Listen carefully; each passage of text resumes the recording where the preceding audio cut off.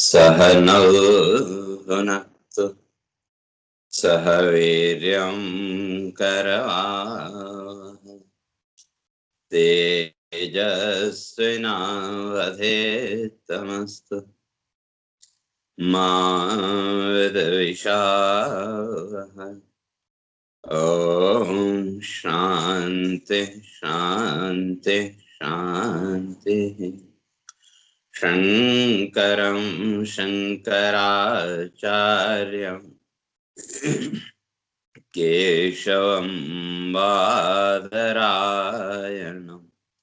सूत्रभाष्य कृतौ वन्दे भगवन्तौ पुनः पुनः। ईश्वरो गुरुरात्मेति मूर्तिभेदविभागिने व्योमवद्व्याप्तदेहाय दक्षिणामूर्तये नमः।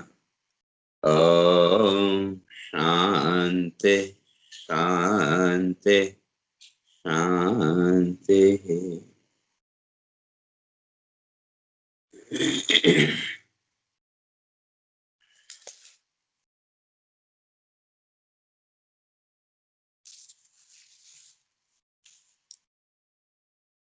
तो विचार चल रहा था, समाज व्यवस्था को, जीवन की व्यवस्था को चलाने के लिए भगवान स्पष्ट करके आए कि चातुर्वर्ण्यम मया सृष्टम गुण कर्म विभाग।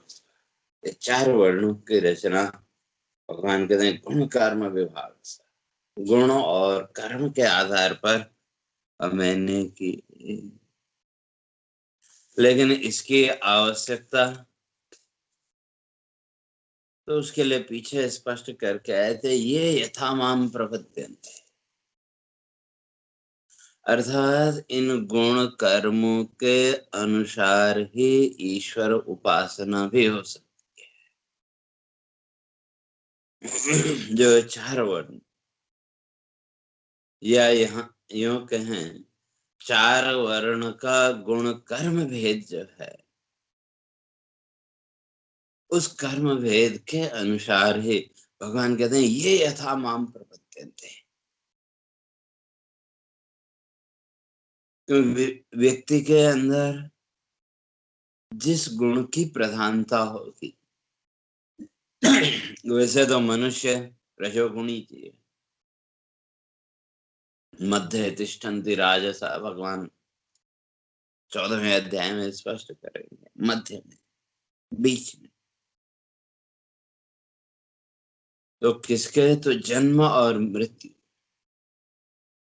या यूं कह लें एक तरफ मोक्ष और दूसरी तरफ मृत्यु। क्यों मोक्ष और मृत्यु के बीच में मनुष्य खड़ा है।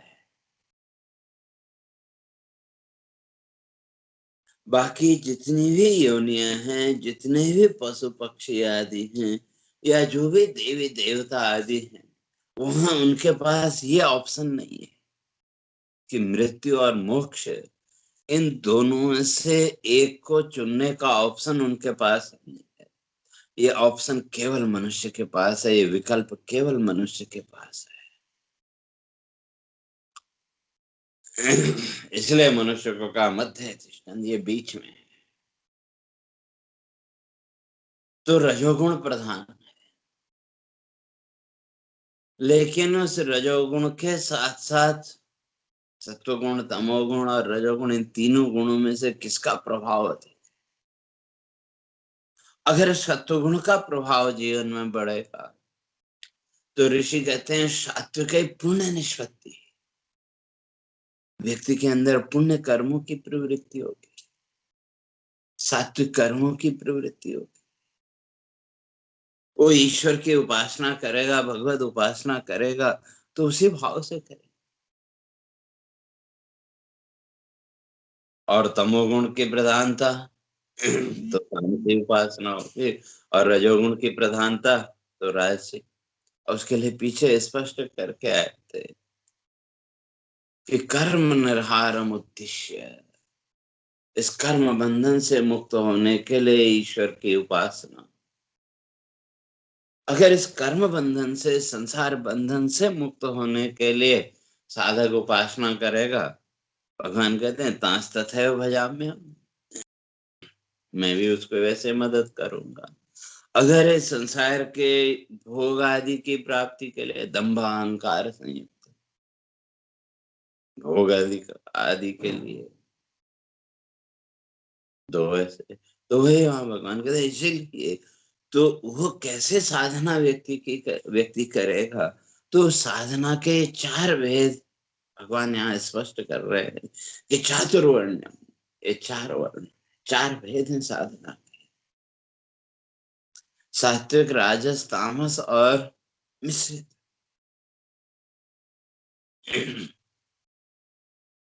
तो जो मिश्रित कर्म है, मिश्रित साधना है, उसके भी फिर तीन है।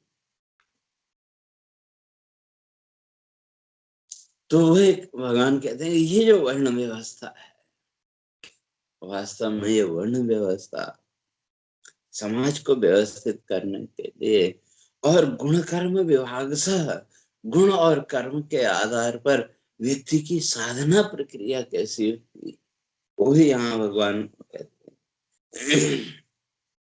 क्यों गुण और कर्म, उस गुण कर्म के अनुसार व्यक्ति का चिंतन भी होगा, और उस चिंतन के अनुसार आगे की प्रवृत्ति होगी। मुझे एक बात याद आई, कहते हैं बहुत पहले हमारे समाज में एक प्रथा प्रचलित थी कि काशी करवट, बहुत से लोग जाते, तो शास्त्रीय वाक्य है काश्याम मरणान मुक्ति, काशी में मरने से मोक्ष मिलता है। लेकिन कौन सी काशी, वो भौतिक काशी नहीं, अपने हृदय की काशी, उस ज्ञान के द्वारा ही मुक्ति है। लेकिन फिर भी लोग धारणा ये थी कि काश्याम मरणान मुक्ति, काशी में अगर मृत्यु हुई तो मुक्ति मिल जाए। तो उस मुक्ति की कामना को लेकर के सुना है कि लोग काशी करवट के नाम से जाते थे बनारस, और जिनको सही मार्ग मिल गया वो तो अपनी साधना में प्रवृत्त हो जाते थे। तो लोगों के सीधेपन का कुछ लोग दुरुपयोग भी करते थे।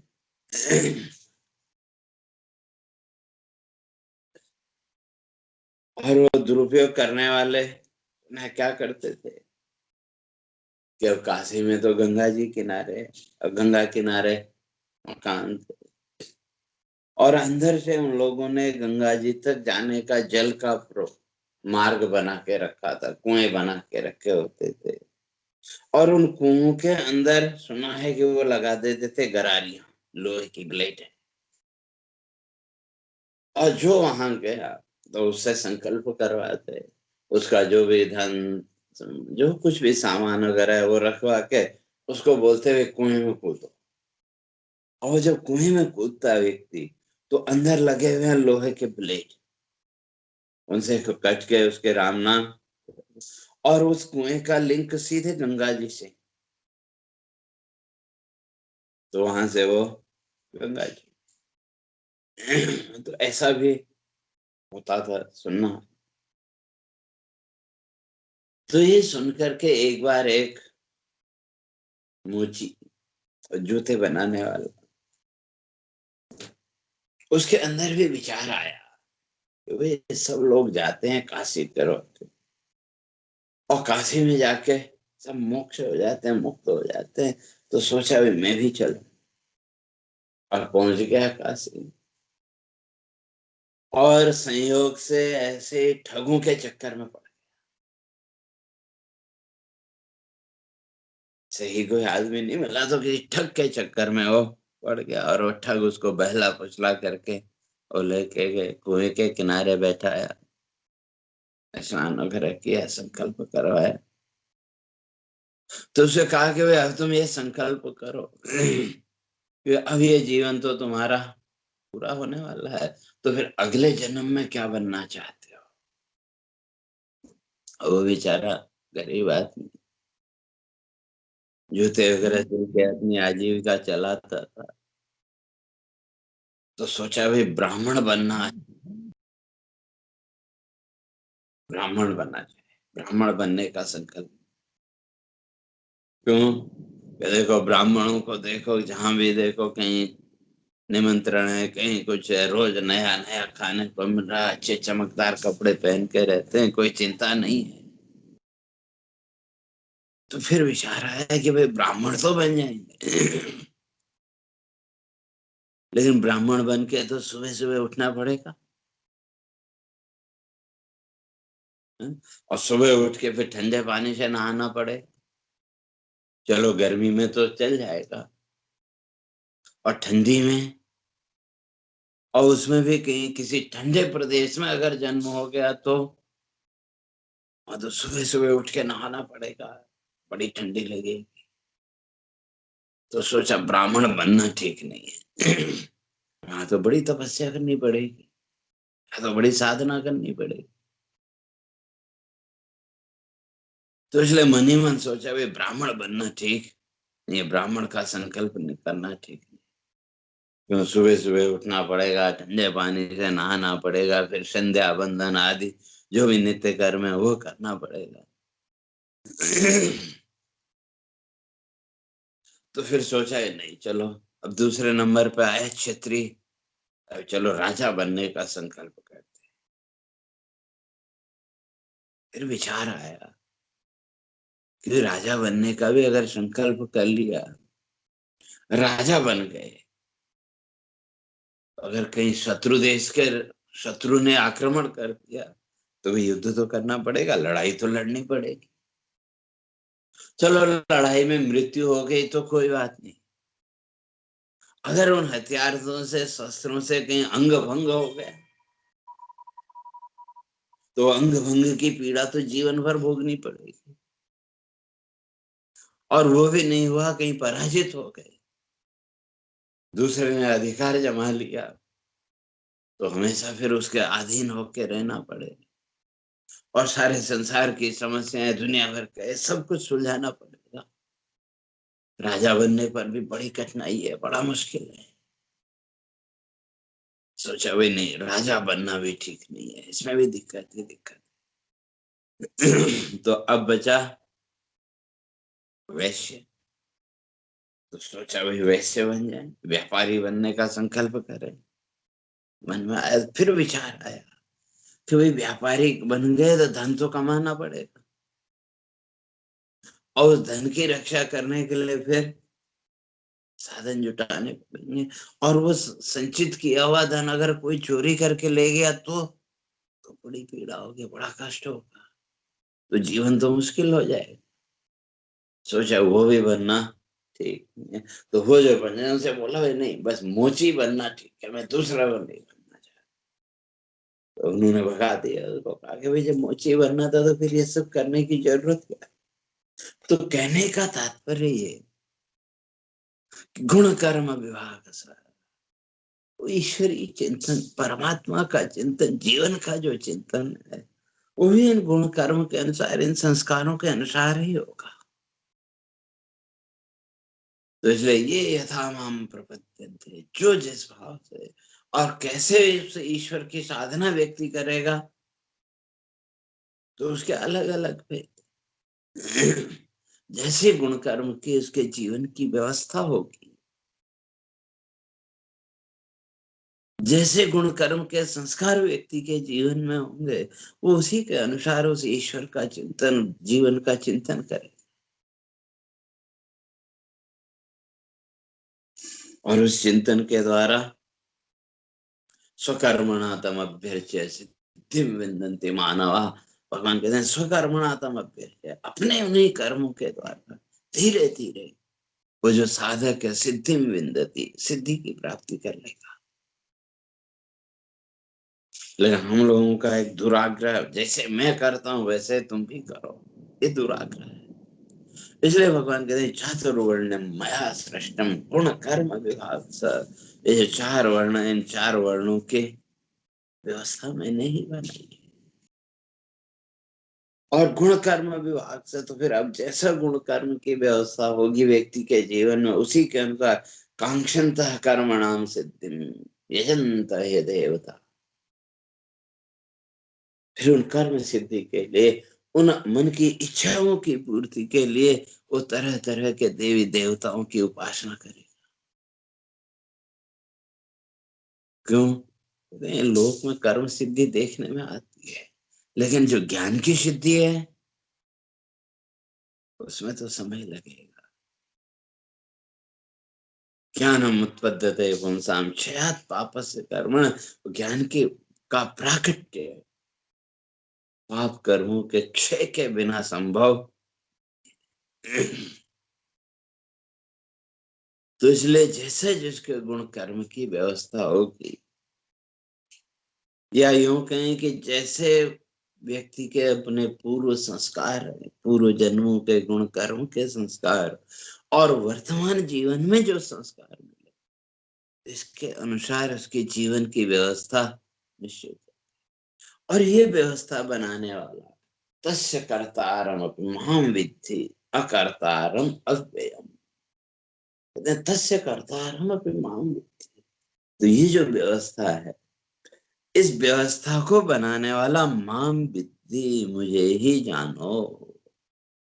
लेकिन अकर्तारम अव्ययम, सब कुछ करते हुए भी मैं कुछ नहीं करता। इसलिए मैं कौन हूं? अकर्तारम। सब कुछ करता, लेकिन सब कुछ करते हुए भी कुछ नहीं करता। अर्थात ये जो चारों वर्ण, इनको प्रकाश देने का काम, ये चारों जो वर्ण हैं, ये चारों वर्ण की जो व्यवस्था है, तो भगवान ने कह दिया गुण कर्म विभाग सा। गुण और कर्म के आधार पर। तो जब सत्व गुण बढ़ेगा जीवन में, तो जो ब्राह्मण है सात्विक से सत्व प्रधान से, जो सात्विक है सत्व प्रधान ब्राह्मण है, समोदम तपः इत्यादि, उसके जीवन में सम दम तपस्या ये कर्म आएंगे। और रजोगुण में शौर्य प्रवृत्ति और जोश, और तमोगुण में लौकिक कर्म आदि। तो इसलिए तो इन चारों वर्णों का जो करता है, इसको करने वाला भगवान कहते हैं माम अकर्तारम विद्याव्ययम तस्य कर्तारम अपि माम विद्धि अकर्तारम अव्ययम। तो इनका जो करने वाला है वो वास्तव में क्या? अकर्ता, अव्यय, अकर्ता। अर्थात इन गुण कर्म की जो व्यवस्था है, तो उससे मेरा कुछ लेना देना नहीं है।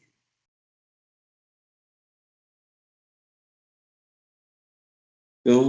जो नित्य मुक्त तत्व है, लेकिन उसका तो इनके साथ कुछ लेना देना है ही नहीं। तो इसलिए अकर्तारम। तो अब उसको समझने के लिए यूं समझो, जैसे सूर्य का,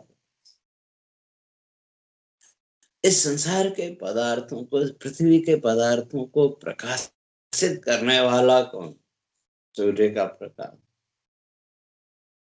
और उस सूर्य का एक नाम मित्र भी है, क्योंकि इस संसार के जितने भी प्राणी हैं, इन सभी प्राणियों के जीवन गति का नियंता वही सूर्य। लेकिन सूर्य को किसी की भी गति आदि से कुछ लेना देना नहीं है, न पाप से और न पुण्य। तो उसी तरह से भगवान भी यहाँ कह रहे हैं कि भाई ये जितना भी जगत का व्यवहार है, गुण कर्म विभाग से, ये गुण कर्म व्यवस्था जो संसार की है, इन सबका प्रकाशक तो मैं ही हूं। लेकिन मैं कैसा हूं? अकर्तारम अव्ययम, मैं कुछ भी नहीं कर, केवल सन्निधि मात्रेण। जैसे दूसरा है समझना हो, आपका है ना मोबाइल है, उस मोबाइल में आपने तरह तरह का डाटा भर के रखा है, लेकिन उसको प्रकट करने के लिए आपको बिजली चाहिए कि नहीं, विद्युत चाहिए, चाहे वो बैटरी रिचार्ज के रूप में हो, जो कुछ। लेकिन बिजली ने क्या किया? बिजली ने कुछ नहीं किया, वो तो केवल उसमें प्रकाशक है। या और स्पष्ट रूप से समझना हो तो पंखा, फैन, जब गर्मी है तो उस समय आप वो चलाते हैं, वो पंखा हवा देता है, लेकिन बिजली के बिना नहीं चल सकता। और अगर कहीं वो विद्युत पंखे को छू जाए तो उसका जल जाएगा, बाइंडिंग वगैरह जो भी है वो सब नष्ट हो जाए। तो देखो, तो विद्युत के बिना पंखा चल नहीं सकता, और अगर अगर बिजली उस पंखे को छू जाए, कहीं तार लीक हो जाए, करंट लीक हो जाए, तो जल जाएगा। तो फिर पंखा कैसे चला, हवा कहाँ से मिली? बिजली के बिना तो नहीं मिल सकती। लेकिन बिजली ने तो उस पंखे को छुआ भी नहीं, तो फिर कैसे हुआ? आभास मात्र, उस विद्युत के आभास मात्र से, जो उसके अंदर टेक्निकल है, तो विद्युत का, उस बिजली का आभास मिलते ही आपके पंखे का जो एक सर्किट बना है, मैग्नेटिक सिस्टम जो बना हुआ है, उसका आभास मिलते ही वो पंखे का मैग्नेटिक सिस्टम एक्टिव हुआ, और उस सिस्टम ने आपके पंखे को गति दी। तो विद्युत के बिना, बिजली के बिना पंखा चल नहीं सकता। और उसमें पीछे रेगुलेटर है, कम ज्यादा जो भी है, जितना पावर उसको देंगे उतना तेज चलेगा, कम चलेगा। तो बिजली के बिना पंखा चल नहीं सकता, लेकिन बिजली पंखे को छू नहीं सकती। समझ रहे हैं? तो इसी तरह से आभास मात्र, तो इसी तरह से ये सारा संसार, ये कहां से प्रकट हुआ? अरे ये तो माया भगवती का खेल है। उस आत्म सत्ता का, उस चेतन सत्ता का आभास पाते ही माया के जो तीनों गुण, सत्व रज और तम, इन तीनों में विक्षोभ पैदा हुआ, वाइब्रेशन, कंपन पैदा हुआ। और जब कंपन पैदा हुआ तो ये तीनों गुण आपस में मिक्सअप होते गए, और जैसे जैसे मिक्स होते गए, वैसे वैसे एक नया दृश्य हमारे सामने आता गया। और वो थोड़ी देर की तो वही यहाँ भगवान कह रहे हैं, तस्य कर्तारम माम विद्धि, मेरी सत्ता के बिना तो प्रकृति के ये तीनों गुण प्रकाशित नहीं हो सकते, इन तीनों गुणों में गति नहीं हो सकती, क्योंकि माया अपने आप में जड़ है। इसलिए उस आत्म चेतना, उस आत्म सत्ता के बिना माया के जो तीनों गुण, इन गुणों में गति संभव नहीं है। और वो जो आत्म चेतना है, आत्म सत्ता है, उसका आभास मिलते ही इन तीनों गुणों में वाइब्रेशन जब पैदा हुआ, तो इसी तरह से ये सारा संसार इन तीन गुणों का वाइब्रेशन, इन तीन गुणों के कंपन के अतिरिक्त और कुछ नहीं। लेकिन वो जो आत्म चेतना है, उसका इन तीनों गुणों के कंपन से कुछ लेना देना, उससे कुछ लेना देना है ही नहीं। इसलिए भगवान कहते हैं तस्य कर्तारम अपि माम विद्धि। ये जो संसार की गुण व्यवस्था है, तस्य कर्तारम अपि माम विद्धि, इसका कर्ता भी मुझे ही जान लो। लेकिन मैं कर्ता होते हुए भी अकर्ता हूँ। क्यों? अकर्तारम अव्ययम, मैं अव्यय हूँ, अकर्ता हूँ और अव्यय हूँ। अव्यय का अर्थ जिसमें किसी प्रकार का कोई परिवर्तन न हो, अव्यय। तो तीन शब्द आप लोगों ने सुने, क्षर, अक्षर और अव्यय। क्षर ये भौतिक जगत, और जो अक्षर प्रतिष्ठा है वहां ईश्वर की प्रतिष्ठा वही, और अव्यय वही ब्रह्म सत्ता, जिसमें किसी प्रकार का कोई परिवर्तन कभी भी संभव है ही नहीं। जैसे भगवान कहते हैं तस्य कर्तारम अकर्तारम अव्यय, मैं अकर्ता हूं और अव्यय हूं, मेरी स्थिति में कभी कोई अंतर नहीं है। और उस अव्यय तत्व को समझना हो, बहुत ज्यादा दूर जाने की जरूरत नहीं है। मैंने पहले भी कई बार स्पष्ट करने की कोशिश की। बचपन से लेकर के आज तक जितना भी जीवन बीता,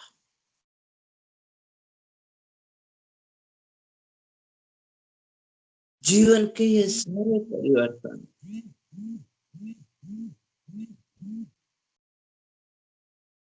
जीवन की ये समग्र प्रवृत्तियां आपके स्वयं के आत्म चेतना के बिना संभव है क्या? संसार का जितना भी ये दृश्य प्रपंच है, जो कुछ भी,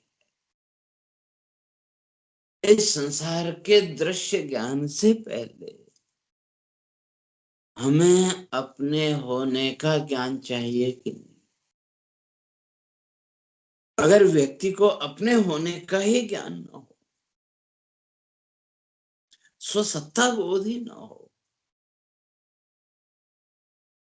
तो संसार की किसी भी वस्तु का ज्ञान उसके लिए संभव नहीं है। स्वसत्ता बोध के बिना संसार का ज्ञान संभव नहीं। स्वयं के होने का जो ज्ञान है, तो ये स्वयं के होने का ज्ञान ही हमारे इस संपूर्ण संसार ज्ञान का आधार है।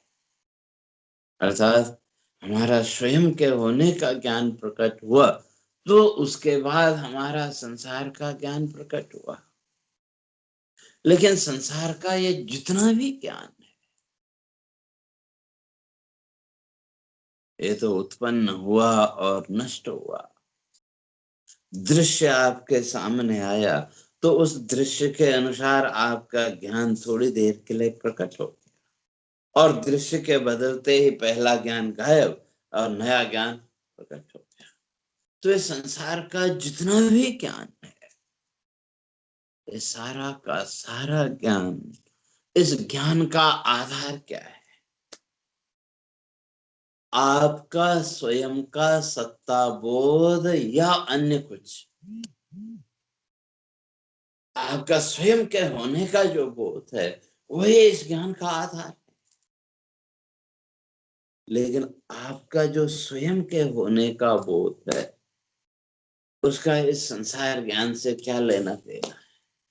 इससे एकदम और निर्लिप्त अव्ययम, बचपन से लेकर के आज तक स्वयं के होने का जो ज्ञान था वो नहीं बदला, वो ज्यों का त्यों।